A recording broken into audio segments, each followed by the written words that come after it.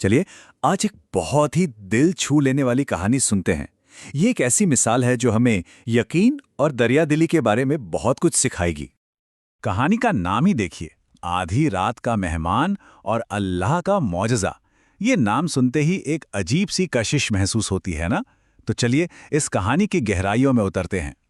तो कहानी शुरू होती है इसके मरकजी किरदार हसन के साथ और उन मुश्किल हालात के साथ जिनका वो सामना कर रहा है। जरा तसव्वुर कीजिए, एक सर्द काली रात, एक गुमनाम सा गांव, और इसी गांव में रहता है हसन, जो पैसे से भले ही गरीब था लेकिन जिसका दिल सोने का था। और यहीं हमें पता चलता है कि हसन किस कदर मुश्किल में है। सोचकर देखिए, बच्चे भूखे सो चुके हैं और पूरे घर में खाने के लिए बस एक रोटी है। ये वो हालात हैं जिनसे हसन का परिवार गुजर रहा है। और ठीक इसी नाजुक मौके पर कहानी में एक ऐसा मोड़ आता है जो हसन के सब्र और यकीन का सबसे बड़ा इम्तिहान लेने वाला है। एक मेहमान जो बिन बुलाए आया है। घोर सन्नाटा, आधी रात का वक्त, और तभी दरवाजे पर जोर की एक दस्तक होती है। इस एक दस्तक से जैसे पूरी खामोशी टूट जाती है। कौन हो सकता है इस वक्त? दरवाजा खोलने पर सामने एक शख्स खड़ा है, थका हुआ, भूखा, और उसकी आवाज में बस एक ही गुजारिश है, एक उम्मीद है कि शायद एक रात के लिए छत मिल जाए। अब हसन एक बड़ी कश्मकश में है, एक ऐसा फैसला जो इस कहानी का समझिए दिल है। बस एक रोटी, जी हां, सिर्फ एक तरफ अपने भूखे बच्चे और दूसरी तरफ ये मेहमान। फैसला इसी एक रोटी पर टिका है। ऐसे में जाहिर है हसन की बीवी की चिंता सामने आती है। एक माँ की फिक्र जो बिल्कुल जायज है। वो हसन को घर की हकीकत याद दिला रही हैं। लेकिन हसन का जवाब सुनिए। जहां एक तरफ डर है, वहीं दूसरी तरफ है बेमिसाल यकीन। उसका ये एक जुमला उसके गहरे ईमान को जाहिर करता है। उसे भरोसा है कि देने वाला तो कोई और है। और हसन के इस यकीन की बुनियाद है रिज्क का कॉन्सेप्ट, मतलब ये मानना कि रोजी देने वाली ज़ात सिर्फ और सिर्फ अल्लाह की है। उसे भरोसा है कि अगर वो अल्लाह के नाम पर देगा तो उसके बच्चों का पेट भरने का रास्ता भी अल्लाह ही खोलेगा।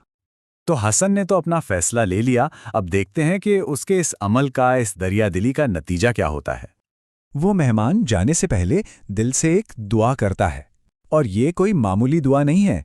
यही दुआ आगे होने वाले मौजज़े की वजह बनने वाली है। और फिर देखिए चीजें कैसे एक के बाद एक होने लगती हैं।